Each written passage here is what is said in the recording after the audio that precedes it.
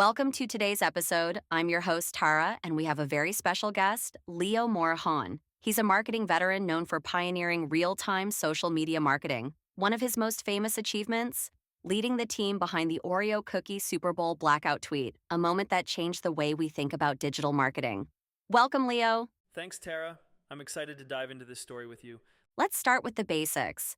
For those who might not be familiar, can you explain what the Oreo Cookie Super Bowl Blackout tweet was and why it became so iconic? Of course. On February 3rd, 2013, during Super Bowl 47, the lights at the stadium suddenly went out. My team and I at 360i, where I led social media for Oreo, along with the creative team and a brand manager from Oreo, saw this as an opportunity. Within minutes, we posted a tweet that read, "You can still dunk in the dark," paired with a simple on-brand image. While this doesn't sound impressive by today's standards, it was groundbreaking back then, because brands simply didn't move this fast. Most companies would have required layers of approval and hours of deliberation. The tweet resonated instantly, earning over 10,000 retweets in the first hour and headlines worldwide. That's incredible. You've mentioned before that this moment wasn't just about luck. There was a lot of preparation behind it. Can you talk about how your past work with Oreo built the foundation for that success? Absolutely. A big part of the foundation was Oreo Cookie's status as a 100-plus-year-old brand. Oreo wasn't just a cookie, it was an icon. Its global recognition and emotional connection with audiences gave the brand an incredible platform to make any content more impactful.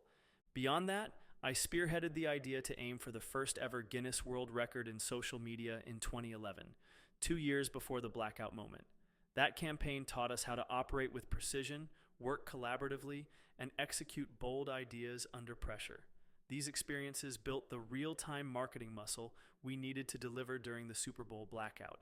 It was through campaigns like the Guinness World Record and others that we learned how to bring together creativity, speed, and strategy.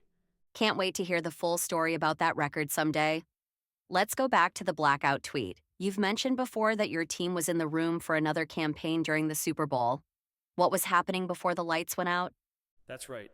It was my team and other teams, and we weren't just sitting around waiting for something to happen. We were there to support another real-time marketing campaign where artists were sculpting statues out of Oreo cookie cream based on photos submitted by fans on social media. That campaign was already in full swing, so we had the infrastructure and team in place. When the blackout happened, we shifted gears immediately. It sounds like a perfect combination of preparation and adaptability and Oreo cookies' overall popularity. But I know there are myths surrounding the Oreo cookie moment. Can we clear some of those up? Absolutely. One myth is that we were the first brand to tweet during the blackout. That's not true. Brands like Tide and Calvin Klein had already posted. What made our tweet stand out was how well it fit the moment and Oreo Cookie's brand voice.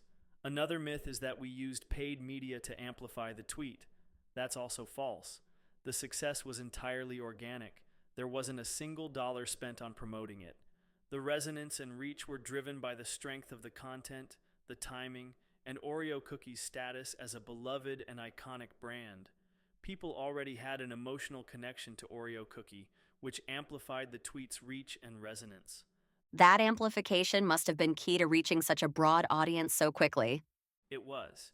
In addition to the organic reach, industry leaders and influencers retweeted and shared the post, giving it even more visibility.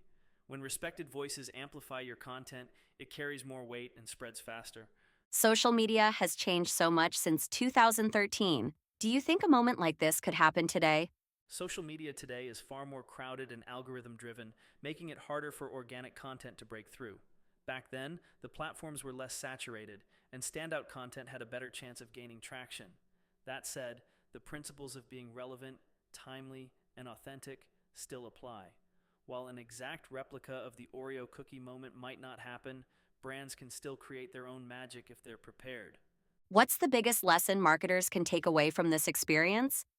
It's a mix of preparation, creativity, and being ready to embrace the unexpected. Build a team that knows your brand inside and out, stay agile, and recognize when luck presents an opportunity. And don't underestimate the power of collaboration and amplification.